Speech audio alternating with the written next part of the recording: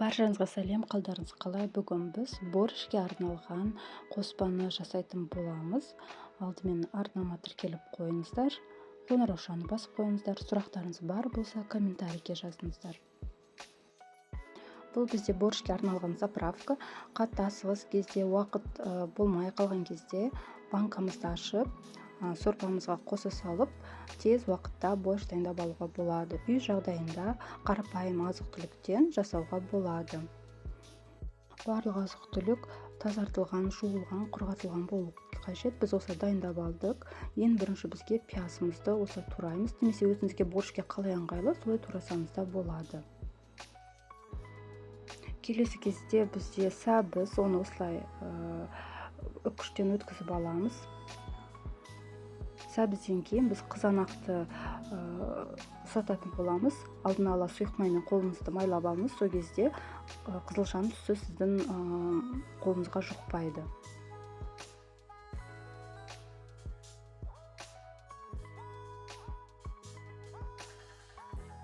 Қызанақтардың барлық қажет емес жерлерін алып тастаймыз.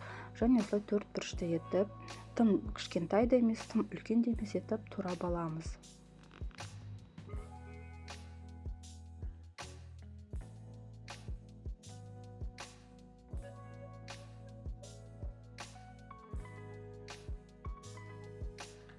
Ең соңында тәтті бұрышты тураймыз.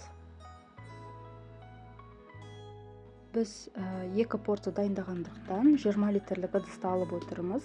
Негізі бір порциядан 12,05 литрлік банка немесе 6,1 литрлік банка шығады, плюс-минус 1 банка. Мұнда бізде 2 порция. Ыдысымыз сол себептен үлкен. Алдымен қызып тұрған майымызға пиязымызды салып, жақсылап араластырып қуырып аламыз.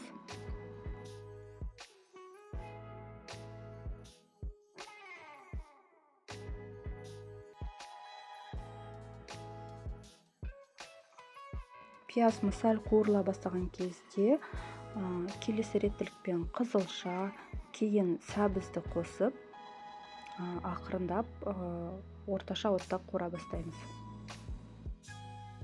Барлық азық-түліктің мөлшерлерін мен сипаттамада жазып кетемін.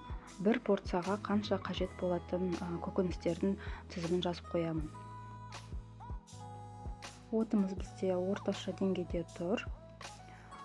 Қатты қоймаймыз. Өйткені біздің қоспамыз күйіп кетуі мүмкін.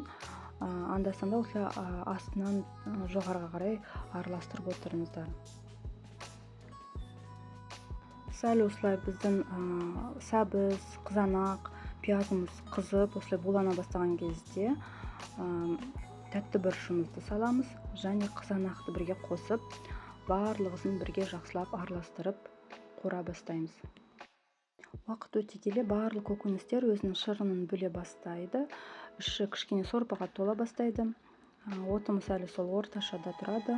Ақырындап қант, тұз және сұйық майын қосып, тағы да бір араластырып отырамыз.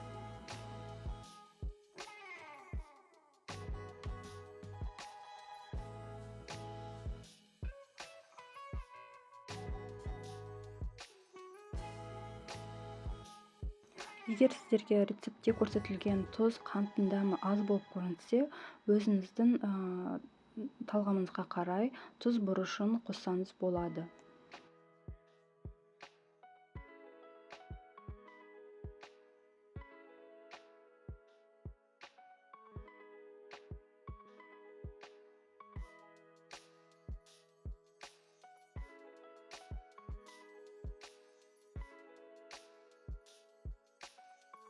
Сонымен қатар бұған біз 9% сірке суын қосамыз.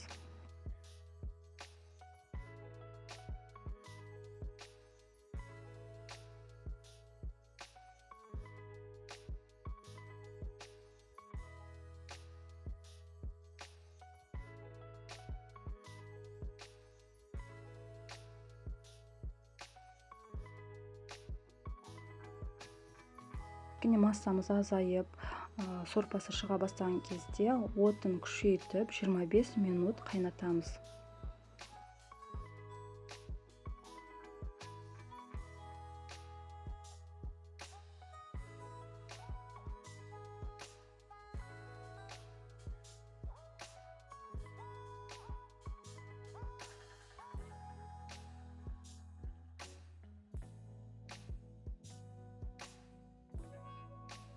алдын ала тазартылып жуылған стерилденген банкаларымызға біз осы ыстық қоспамызды сала бастаймыз.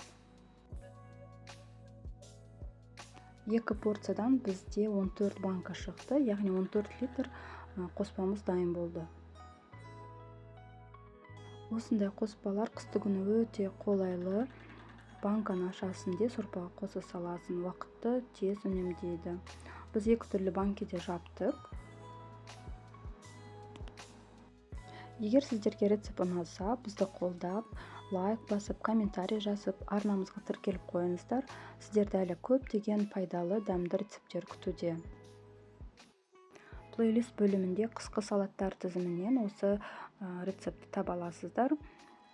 Басқа да рецепттермен таныса отырыңыздар. Арнама тіркелуді ұмытпаңыздар.